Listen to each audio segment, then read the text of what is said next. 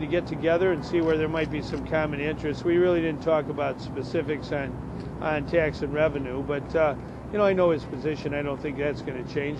But I think there are a lot of things that we might be able to find common cause on.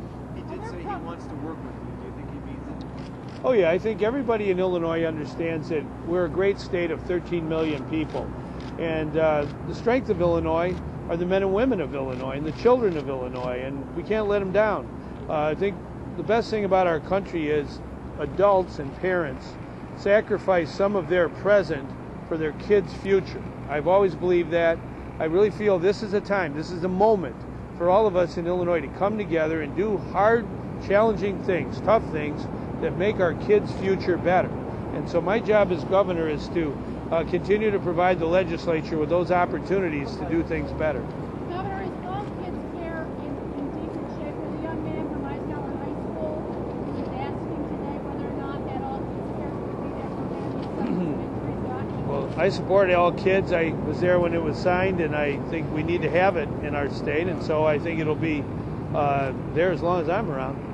Governor, the New York Times had a story today ranking the pollsters, and the absolute least accurate in this election was Rasmussen, the one that kept having you 4, 5, 6 points behind. You take some solace in that?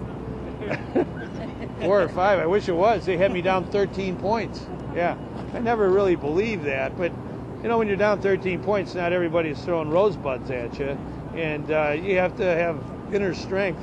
But also, you have to have loyal people who never give up, that believe in the cause and believe in what I was trying to do.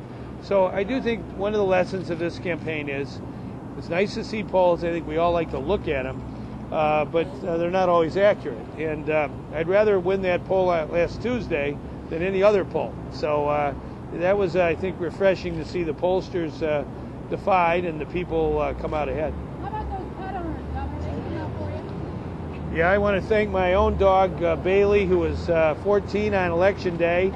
He came out the day before. I was able to visit with him shortly, and he told me he was all behind me, and my opponent was coming on after I was there in Cahokia. I think he might have barked at him.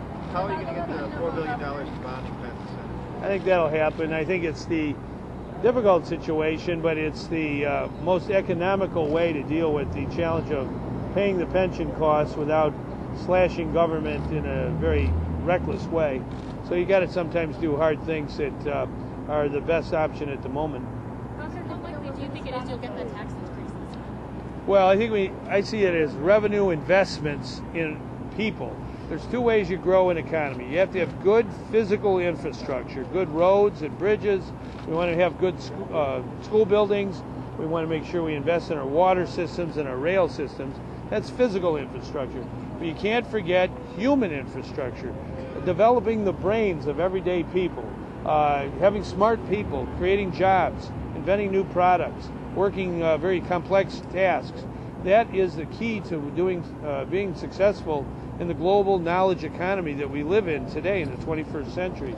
So investing in education pays great dividends. And for those who think it's just a short-term thing, I think they're wrong. I think it's an investment in the people of Illinois and their human infrastructure that will make a difference for decades to come.